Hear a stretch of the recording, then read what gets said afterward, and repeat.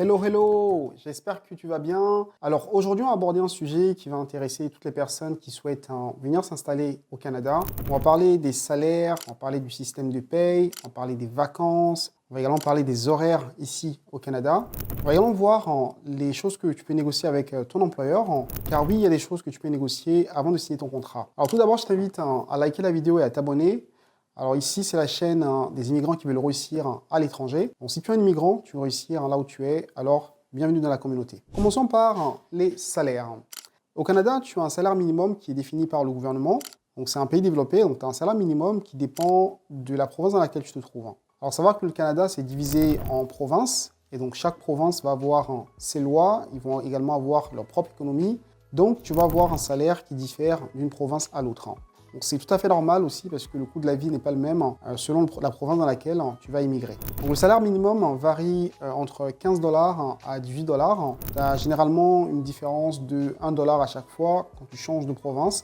Alors comme il y a plusieurs salaires minimum, je vais mettre un lien pour vous simplifier la vie dans la description de la vidéo. Donc je vous invite à consulter. Donc maintenant ça c'est le salaire minimum. Le salaire va également dépendre de la profession que vous exercez. Donc, si vous travaillez dans le domaine du marketing, vous n'allez pas être au même salaire que si vous travaillez dans le domaine de l'informatique. Pareil, selon le poste que vous occupez, vous n'allez pas avoir le même salaire. Donc, si vous êtes le directeur d'entreprise, vous ne serez pas au même salaire qu'un employé classique. Alors le gouvernement canadien a mis en place un site très utile pour voir le salaire selon la profession et selon la province dans laquelle on se trouve. Donc, le site s'appelle guichetemploi.ca.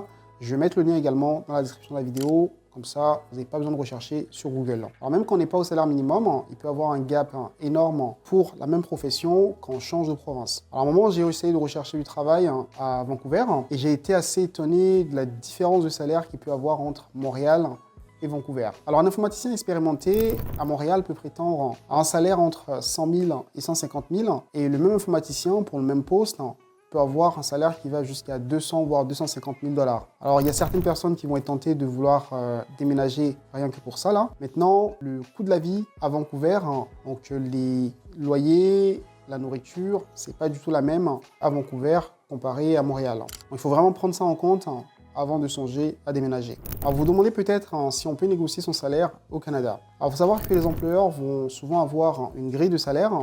Donc, si vous rentrez dans la grille de salaire, vous demandez 5 000 de plus, ils peuvent vous l'accorder tant que vous êtes toujours dans la grille de salaire.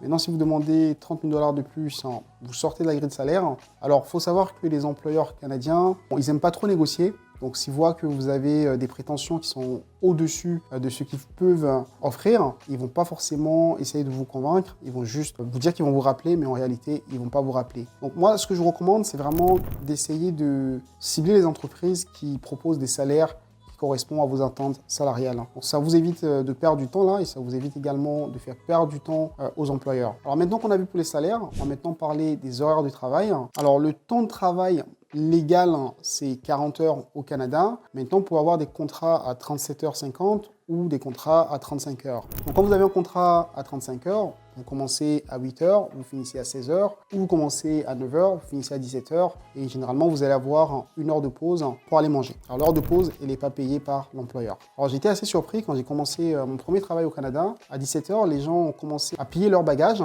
et à rentrer chez eux. Donc c'est quelque chose d'assez inhabituel pour moi. Donc je viens de Paris pour ceux qui ne savent pas. Et généralement à Paris, les gens vont avoir tendance à rester tard au bureau pour montrer qu'ils sont motivés, qu'ils sont les meilleurs employés. Au Canada, c'est plutôt mal vu quand vous restez tard au bureau, donc sachez-le. C'est souvent signe que vous n'arrivez pas en fait, à gérer les tâches qui vous sont confiées dans le temps imparti. Donc il vaut mieux vraiment quand il est l'heure, allez, vous pouvez rester 30 minutes de plus, et à un moment, vous rentrez à la maison. Au niveau des jours de travail, le classique c'est plutôt de travailler 5 jours dans la semaine, donc vous travaillez de lundi à vendredi. Si vous travaillez au bureau, maintenant si vous travaillez dans la restauration ou l'hôtellerie, ça peut arriver que vous travaillez le week-end.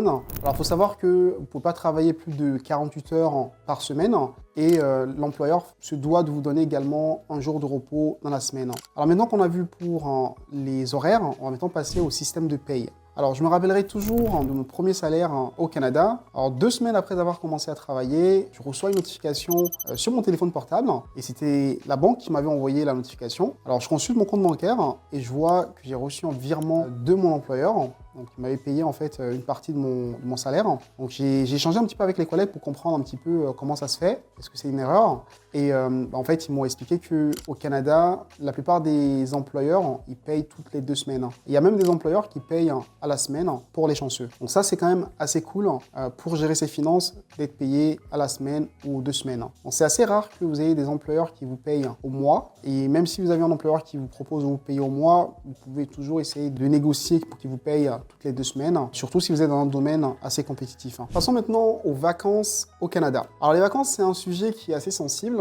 Alors si vous venez d'Europe ou même d'Afrique, vous avez probablement l'habitude d'avoir 5 semaines de vacances. Il faut savoir qu'au Canada, les 5 semaines de vacances, c'est pas accordé par des employeurs. En tout cas, vous l'aurez pas d'office. Quand vous commencez à travailler, vous allez avoir 2 semaines de congés payés. Au bout de 5 ans d'expérience, vous allez pouvoir prétendre à 3 semaines de congés payés. Et au bout de 10 ans d'expérience, là, vous pouvez avoir 4 semaines de congés payés. Alors moi, quand je suis arrivé au Canada, on m'a donné 5 semaines de congés payés directement. Alors, j'ai été recruté en France. Les employeurs, ils sont déplacés en France. Ils savent très bien qu'en France, on a beaucoup de jours de congés payés. Donc, ils ont proposé d'office 5 semaines de congés payés. Par contre, à un moment, j'ai voulu changer de travail et le nouvel employeur m'a proposé 2 semaines de congés payés. Et donc, je lui ai fait savoir que j'avais 5 semaines de congés payés dans mon précédent travail. Et donc, du coup, par rapport à ça, il m'a proposé 4 semaines de congés payés. Donc, quand les employeurs savent que vous avez déjà l'habitude d'avoir beaucoup de jours de congés payés dans votre précédent emploi, quand ils savent que vous avez de l'expérience, que vous êtes en profil recherché, ils sont beaucoup plus conciliants et ils peuvent vous proposer vraiment d'étendre le nombre de semaines de congés payés. Alors j'ai essayé d'aborder plusieurs aspects du travail ici au Canada. Alors j'espère que vous avez appris des choses. Si vous avez appris quelque chose, n'oubliez pas de laisser un like sur la vidéo. N'oubliez pas non plus de vous abonner à la chaîne, c'est important. Voilà, plus on est nombreux, mieux c'est. Et enfin, je vous souhaite une agréable journée et je vous dis à la prochaine. Allez, ciao ciao!